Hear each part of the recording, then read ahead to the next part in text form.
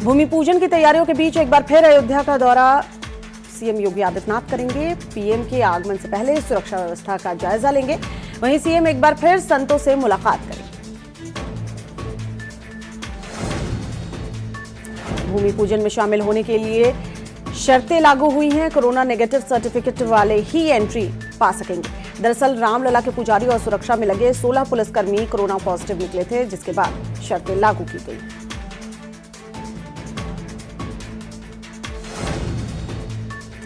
भारत में बढ़ते मामलों के बीच रिकवरी रेट में सुधार हो रहा है। कोरोना रिकवरी रेट बढ़कर 64.44% हो गया है। देश में 10 लाख से ज्यादा कोरोना संक्रमित मरीज ठीक भी हुए।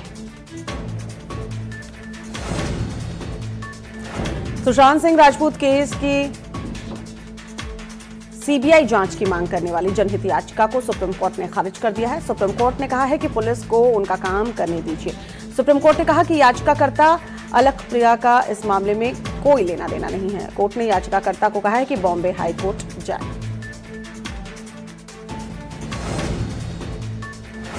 सुशांत सुसाइड मामले में रिया चक्रवर्ती की मुश्किलें बढ़ गई हैं। पुलिस ने ईडी को एफआईआर की कॉपी सौंप दी है। एजेंसी ने रिया चक्रवर्ती की कंपनी के बैंक खातों की डिटेल मांगी।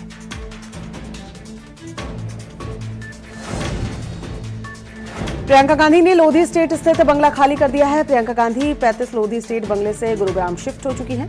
1 अगस्त तक कांग्रेस महासचिव को बंगला खाली करना था।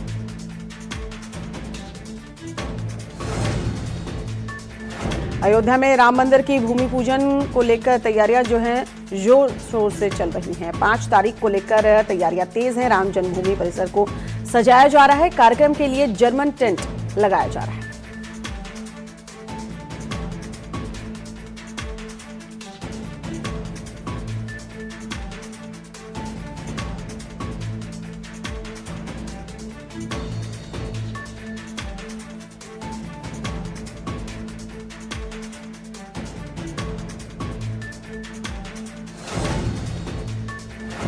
राम मंदिर को लेकर ट्रस्ट के महासचिव चंपत राय का बड़ा ऐलान है।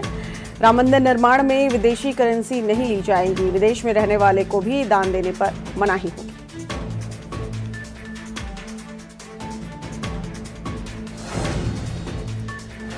अयोध्या में लगने वाली भगवान राम की मूर्ति विश्व रिकॉर्ड बनाएगी और ये मूर्ति अभी तक दुनिया की सबसे ऊंची मूर्ति होगी। और उससे भी खास बात, ये मूर्ति पूरी तरह से स्वदेशी होगी, जिसका पूरा निर्माण उत्तर प्रदेश में ही किया जाएगा। इसका कोई भी अंश विदेश में नहीं बनेगा और न ही विदेश में इसके किसी हिस्से की ढलाई होगी।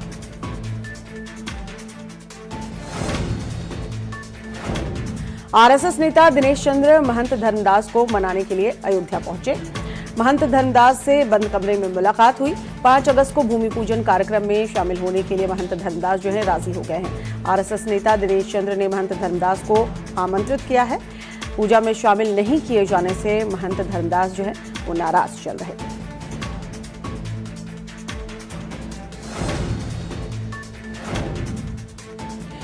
चंदौली में पुलिस ने एक गिरोह का भांडाफोड़ करते हुए गिरोह के 3 सदस्यों को गिरफ्तार किया है। गिरोह के पास से आधा दर्जन की संख्या में चोरी की बाइक और ट्रैक्टर सहित खुली हुई बाइक के पार्ट्स भी बरामद किए गए हैं।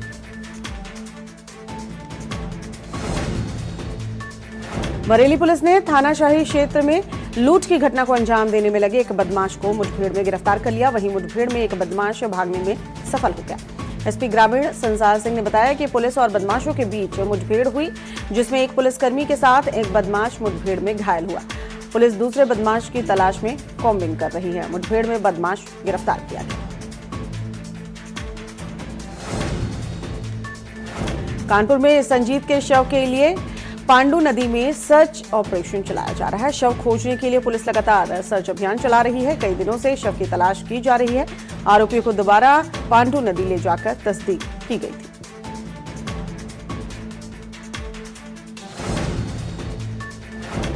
कानपुर में मृतक संजीत यादव के परिजनों से सांसद सत्यदेव पचौरी ने मुलाकात की है। सीएम योगी के निर्देश पर परिजनों से मिलने पहुंचे सांसद सत्यदेव पचौरी।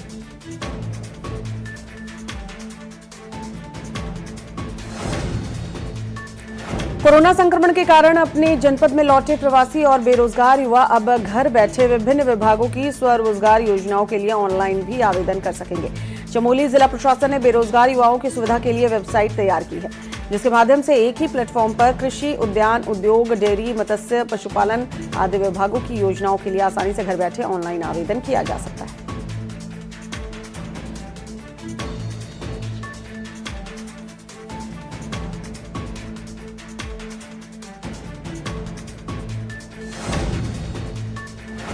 पहाड़ों की रानी मसूरी में देर रात बारिश के कारण शहर के पुराने टिहरी बस स्टैंड और बूचड़ खाने में भूस्खलन हुआ।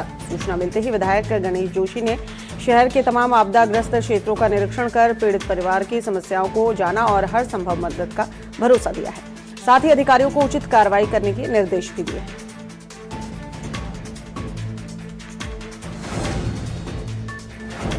कोरोना के कारण देश में हुए लॉकडाउन से गरीब और मध्यम वर्गीय परिवार और व्यापारी आज आर्थिक तंगी से गुजर रहे हैं और युवा बेरोजगार हो रहे हैं। इन्हीं सब समस्याओं को लेकर हरिद्वार कांग्रेस ने ब्रह्मपुरी में प्रदेश कांग्रेस सरकार के खिलाफ प्रदर्शन किया है। इस अवसर पर पूर्व राज्य मंत्री संजय पालीवाल ने कहा है कि आज जब लॉकडाउन की सबसे ज्यादा जरूरत है, सरकार लॉकडाउन खोल रही है। आज देश के मध्यम वर्गीय परिवार और व्यापारी आर्थिक तंगी झेल रहे हैं, युवा बेरोजगार हो रहे हैं।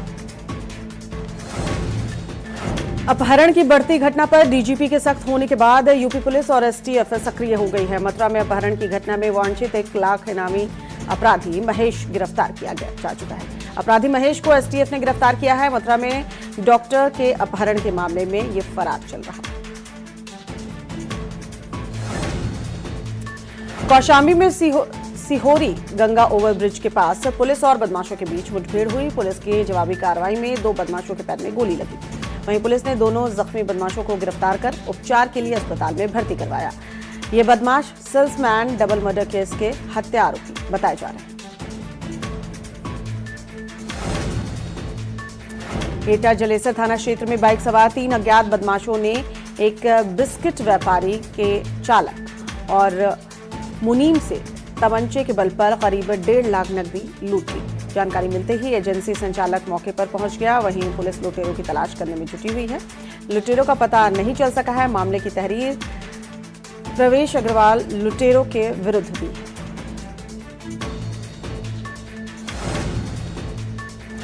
कोरोना का खतरा लगातार बढ़ता जा रहा है। गाजीपुर में कोरोना से जुड़ा एक ऐसा मामला सामने आया है जो वाकई चिंता बढ़ाने वाला है। दरअसल गाजीपुर में 42 कोरोना पॉजिटिव मरीज लापता हो चुके हैं, जिससे स्वास्थ्य विभाग में हड़कंप मचा हुआ है। सभी लापता कोरोना पॉजिटिव मरीजों का जिला प्रशासन और पुलिस पता लगाने में जुटी हुई है।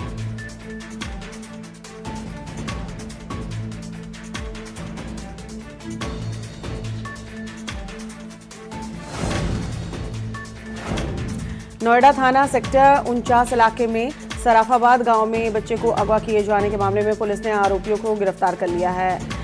28 जुलाई को अपहरणकर्ताओं ने 2 साल के बच्चे को अगवा किया था और उसे दिन डर के मारे बच्चे को पार्क में छोड़कर फरार हो गए। ऐसे में छानबीन में पता चला कि बच्चे के चचेरे भाई ने पैसों के लालच में मासूम को अगवा किया था। फिलहाल पुलिस ने मुख्य आरोपी और उसके कुछ दोस्तों को गिरफ्तार कर लिया है और आगे की कार्रवाई करने में जुटी हुई है। कानपुर जिले की चकेरी पुलिस को बड़ी सफलता हाथ लगी है। दरअसल पुलिस ने टप्पेबाजी करने वाले गिरोह के 8 सदस्यों को गिरफ्तार किया है। ये शातिर ठग लोगों को विदेशी करेंसी दिखाकर ठगी करते थे।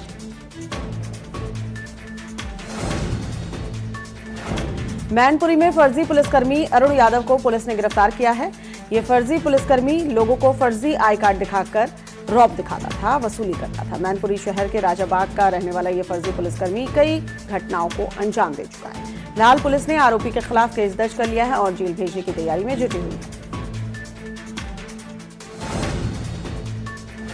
फतेहपुर से दिल दहला देने वाला मामला सामने आया है, जिसमें एक पिता का ऐसा रूप देखने को मिला जिसे सुनकर रोंगटे खड़े हो जाएंगे। घटना गाजीपुर थाने के मोहम्मदपुर गांव की है, जहां एक पिता ने अपने 7 महीने के दूध मुहे बच्चे को मिट्टी का तेल डालकर जला दिया, जिसके बाद आनन फानन में बच्चे की मां बच्चे को लेकर जिला अस्पताल में भागी, जहां उसकी हालत गंभीर बनी हुई है।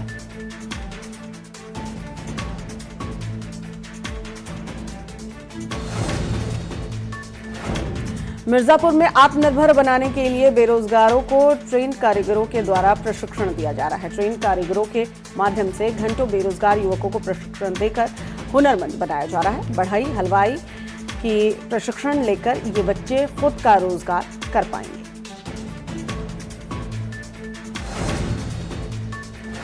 मेरठ के थाना फरह क्षेत्र का एक मामला सामने आया, जहां गायब हुए शख्स का अब शव बरामद हुआ है। 16 साल का युवक बाजार से गायब हो गया था। अब शख्स का एक निजी कॉलेज के पीछे झाड़ियों में शव मिला।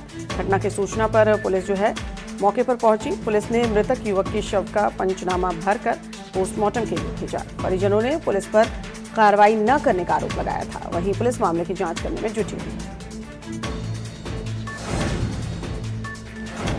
उन्नाव सदर से बीजेपी विधायक पंकज गुप्ता का पुलिस के खिलाफ धरना खत्म हो गया है। पुलिस की गलत कार्रवाई से नाराज विधायक धरना प्रदर्शन कर रहे थे। बुजुर्गों के खिलाफ की गई गलत कार्रवाई मामले में विधायक पंकज गुप्ता ने निष्पक्ष कार्रवाई की मांग की थी। डीएम के आश्वासन पर विधायक ने धरना खत्म किया।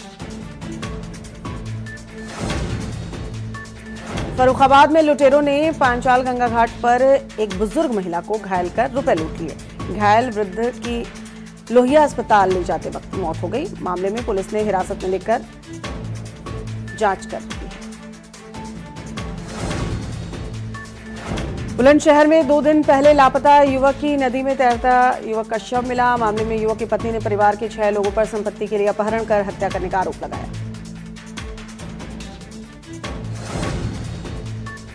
कुशीनगर में बकरी चोरी के आरोप में 5 नाबालिग लड़कों को तालिबानी सजा दी गई है। भरी पंचायत में नाबालिगों से कान पकड़कर उठक बैठक करवाई गई। डंडे और हाथ से जमकर पिटाई की गई। नाबालिग बच्चों की पिटाई का वीडियो वायरल हो रहा है। सेवरही थाना क्षेत्र के गौरी जगदीश गांव की घटना बताई जा रही है।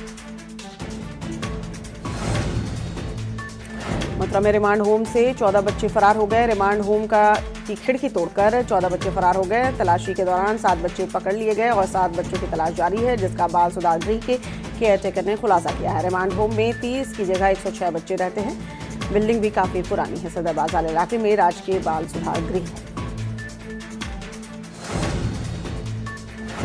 पहाड़ों की रानी मसूरी में भारी बारिश के चलते जनजीवन अस्त व्यस्त हो गया है। बारिश के चलते एक और जहां मुख्य मार्गों से लेकर संपर्क मार्गों पर कई जगहों पर मलबा आ गया है, वहीं शहर के पुराने टिहरी बस स्टैंड के समीप एक पुश्त ढह गया है। साथ ही पुश्ते पर बनी हुई एक परिवार की 2 दुकानें ढह गई। मौके पर पहुंची पुलिस और स्थानीय लोगों ने झुग्गी झोपड़ियों में रहने वाले परिवारों को सुरक्षित स्थान पर पहुंचाया। मैनपुरी जिले में अपराधियों पर लगातार पुलिस शिकंजा कस रही है। ऐसे में आज पुलिस ने गैंगस्टर दलबीर सिंह पर कार्रवाई करते हुए उसकी संपत्ति कुर्क की है। गैंगस्टर दलबीर पर 24 से भी ज्यादा मुकदमे दर्ज हैं। ये अपराधी पुलिस रिकॉर्ड में टॉप 10 की लिस्ट में शामिल है। ऐसे में गैंगस्टर एक्ट के तहत कार्रवाई करते हुए पुलिस ने अपराधी की संपत्ति कुर्क की है।